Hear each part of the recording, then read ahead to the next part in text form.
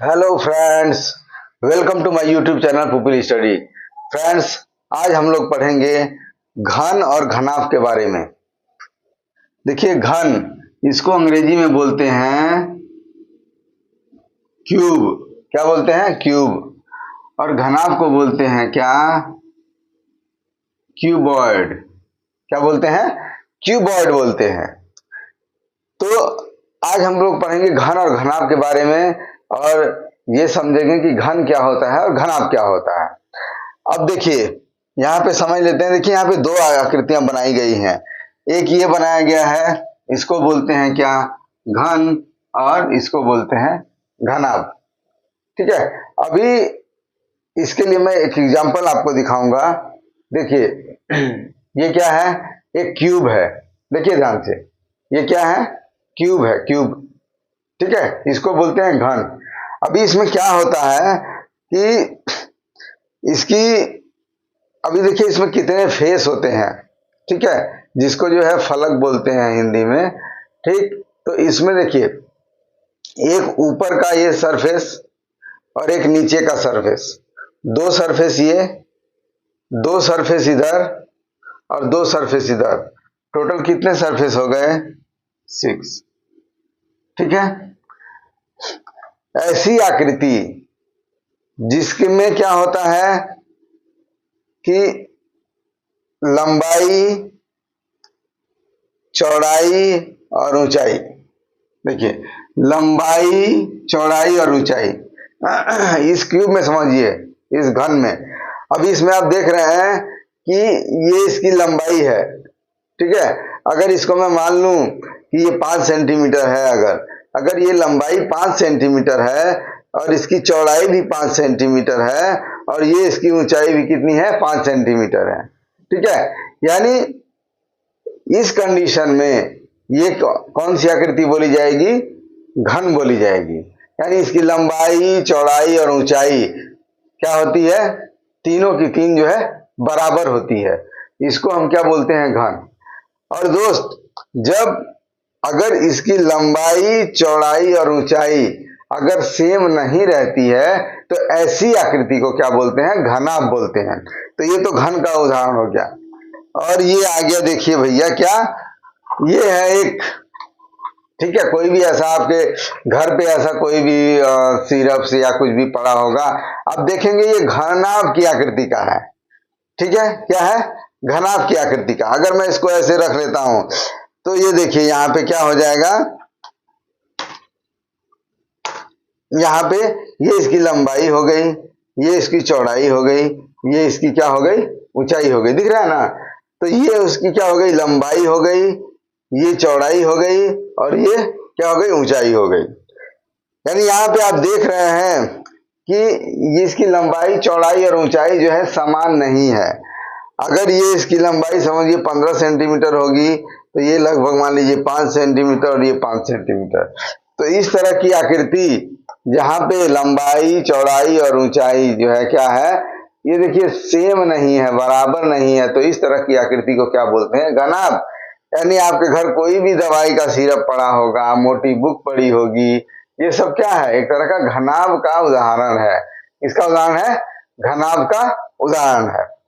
ठीक है, तो आइए इसमें अब जो है हम इसमें जान लेते हैं कि क्या क्या चीज होते हैं। अब यहां पे इसमें जो फलक बोलते हैं, क्या बोलते हैं? फलक। ठीक है, यानी सरफेस। तो सरफेस देखिए कितने होते हैं? सरफेस 6 सरफेस होते हैं। 1, 2, 3, 4, 5 और 6। तो सरफेस कितने हो गए? 6 हो गए। यहां पे भी कितने हो गए? 6 हो गए। ठीक है, अब आते हैं भैया इसके बारे में। कोर, ये जो पोर्शन होता है, ये वाला, इसको क्या बोलते हैं? कोर बोलते हैं। जहां पे दो सरफेस आके मिलते हैं उस मध्य भाग को हम क्या बोलते हैं? कोर बोलते हैं। तो देखिए, कोर की काउंट कीजिए कितना होता है? 1, 2, 3, 4। कितना हो गया? इधर 4 कोर इधर हो गया और 4 कोर किधर हो गया, इधर हो गया, यानी 4 4 8 और 2 10 और 2 12, कितनी कोर हो गए, 12 हो गए। ठीक है, फिर से काउंट कर लीजिए। देखिए 1 2 3 4, और सेम ऐसा ही इधर भी होगा 1 2 3 4, तो 4 यानी 4 और 4 8, और एक ये 9 10 11 और 12, तो कितनी कोर हो गई, 12 कोर हो गए। अब तो हमने लिख दिया इधर 12 कोर, इसमें भी कितना होगा, कोरों की संख्या कितनी होगी, 12। अब आ जाते हैं इसके कोनों की संख्या। ठीक है, अभी कॉर्नर कितने होते हैं देखिए, यानी जहां पे भी 3 कोरे मिलती हैं, कितनी कोरे, 3 कोरे। अब देखिए यहां पे एक कोर ये, एक कोर ये, एक कोर ये, यानी देख रहे हैं 3 कोरे मिल रही हैं, यानी यहाँ पे समझिए 1 2 3, तो ये 3 कोरे जहां पे भी मिलती हैं, 3 कोरे जहां पे भी मिलते हैं उसको क्या बोलते हैं, कॉर्नर या कोना बोलते हैं। तो उनकी संख्या कितनी होगी, देखिए 4 और 4 8, कितने होंगे भैया कॉर्नर, कॉर्नर सिर्फ 8 ही होंगे, 8 होंगे। अब आ जाते हैं, आपने पढ़ा होगा क्या, वर्ग पढ़ा होगा, क्या पढ़ा होगा, वर्ग। ठीक है, अभी इसमें जैसा कि हमने देखा कि कितनी फलक होती है, 6 फलक होती है, तो ये वर्ग में अगर इसका क्षेत्रफल आपको बोल दिया जाए निकालने के लिए, तो इसका क्षेत्रफल क्या होगा, लंबाई गुणे चौड़ाई, लंबाई गुणे चौड़ाई, तो ये क्या हो जाएगा, वर्ग का क्षेत्रफल हो जाएगा, क्या हो जाएगा, वर्ग का क्षेत्रफल। उसी तरह ये घनाभ, घन का क्षेत्रफल अगर हम निकालेंगे तो यहाँ पे लिखेंगे संपूर्ण क्षेत्रफल, क्या लिखेंगे,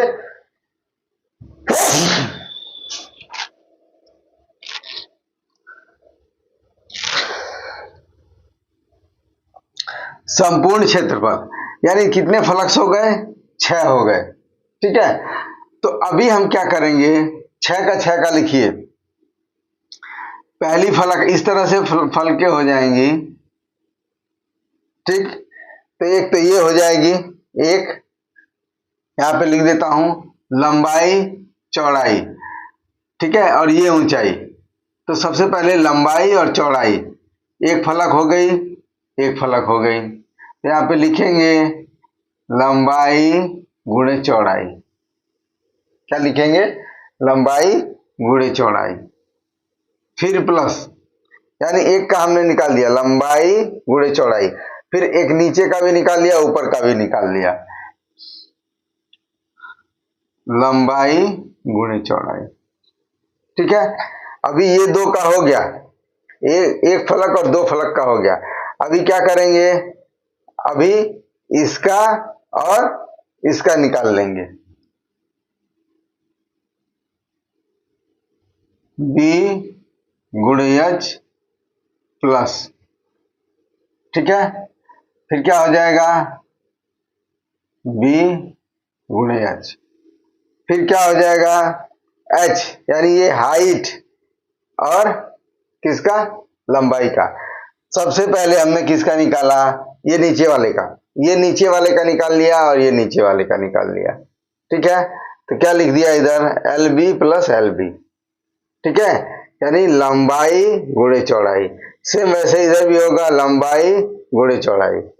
अब फिर क्या करेंगे, प्लस, अब क्या बच गया, ये एच, ये वाले का बच गया, ये वाले का एच गुणे एल प्लस एच गुणे एल। अब इसको कैसे लिख सकते हैं, इसको लिख दीजिए l b plus l b plus b h plus b h plus h l plus h l. ठीक है, अभी इसको और इसको प्लस कर देंगे, देखिए यहाँ पे ये है, ये है, ये है, ये है। तो क्या लिखेंगे इसको? 2LB plus 2BH plus 2HF।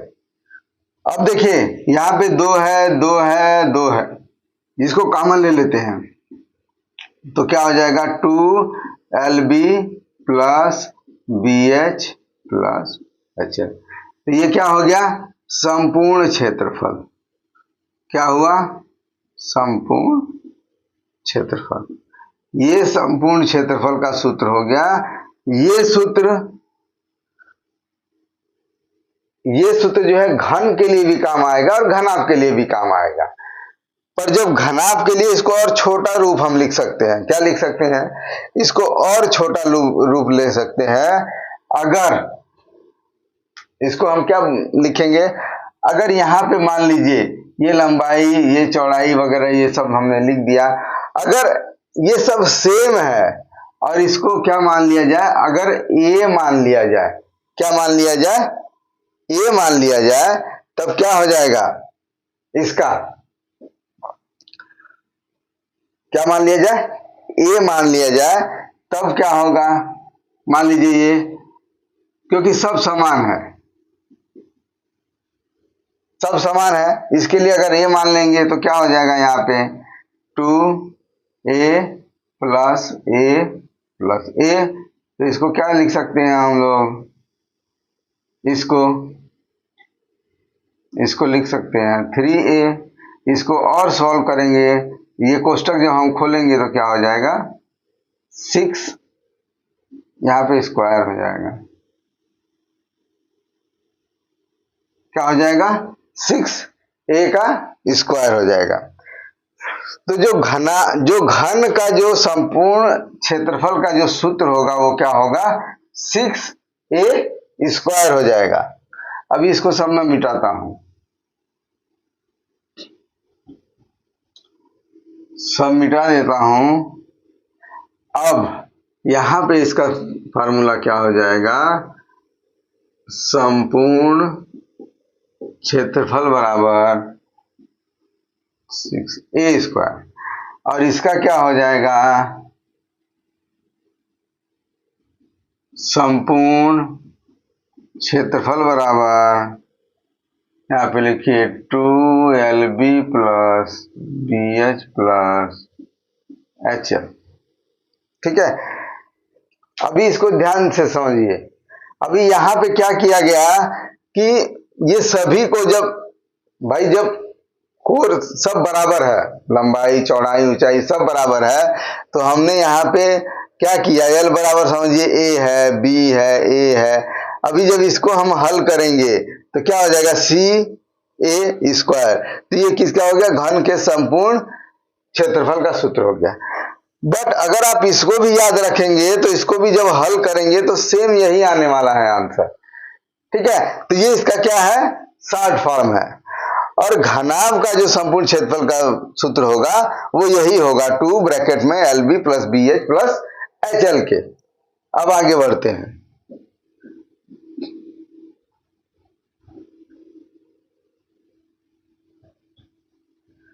और यहां 2 से क्षेत्रफल का मतलब आप क्या समझते हैं?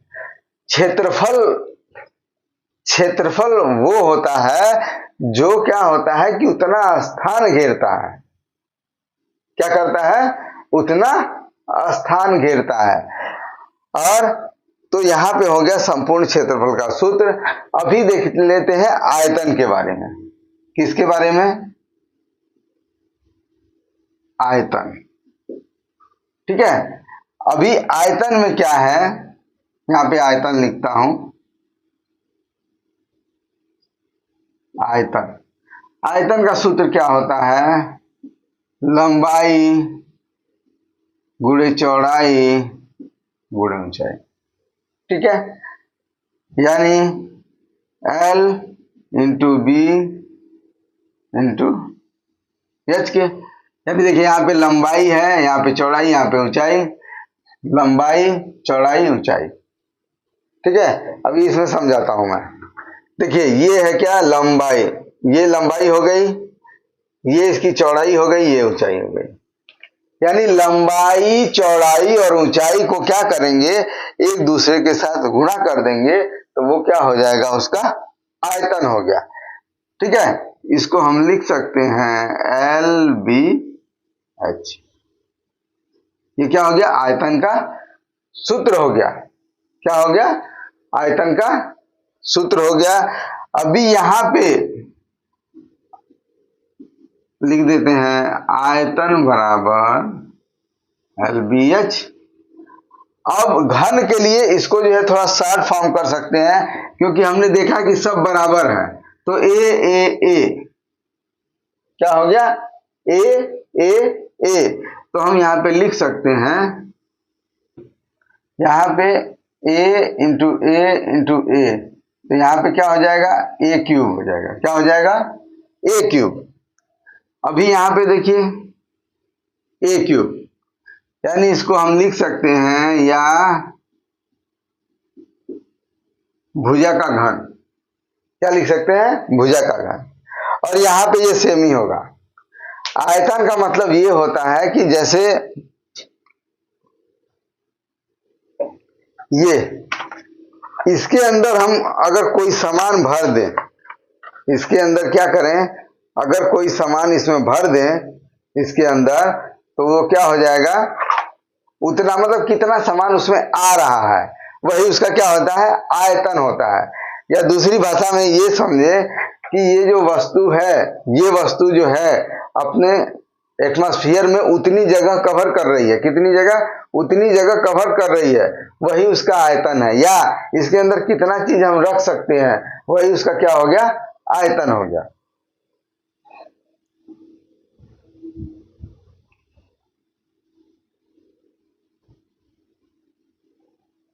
अब देखिए, अब आगे के नेक्स्ट आएगा इसका विकर्ण की लंबाई। क्या हो जाएगा, विकर्ण की लंबाई। अभी विकर्ण की लंबाई के लिए क्या होता है, विकर्ण की लंबाई का सूत्र होता है ये, इसके विकर्ण की लंबाई का सूत्र क्या हो जाएगा, अंडर रूट में L square plus B square plus H square. ठीक है, ये देखिए विकर्ण क्या होता है। आप अपने घर में हैं, अगर आपसे पूछा जाए कि घर में सबसे बड़ा जो है, अगर आपको बोल दिया जाए कि एक बांस लेके आइए और सबसे बड़ा बांस आप रखिए, तो आप कैसे रखेंगे, सबसे बड़ा बांस आप क्या कैसे रख पाएंगे, कि आप ये कोना से पकड़ेंगे, कहां से पकड़ेंगे, ये कोना से पकड़ेंगे, ठीक है, और ये कोना तक रखेंगे, सबसे बड़ा बांस यही रखा जाएगा। यानी कमरे के एक कोने से लेकर और दूसरे ऊपर वाले कोने तक जो है सबसे बड़ा जो है बंबू रखा जाएगा, उसी को क्या बोलते हैं, विकर्ण बोलते हैं। इससे ज्यादा जो है बड़ा बांस आप नहीं रख पाएंगे, समझे, तो वही होता है विकर्ण। तो घन के विकर्ण की लंबाई का सूत्र होता है कर्णी में 3 गुणे a, और विकर्ण की लंबाई घनाभ के लिए क्या होता है, कर्णी में L square plus B square plus H square के। तो ये हो गया, इसी घन और घनाभ पे जो है आपको आगे क्वेश्चंस भी कराए जाएंगे। तो आज के लिए इतना ही फ्रेंड्स, और अगर हमारा वीडियो आपको अच्छा लगा हो तो लाइक कीजिए, शेयर कीजिए। आज के लिए इतना ही, थैंक यू फ्रेंड्स।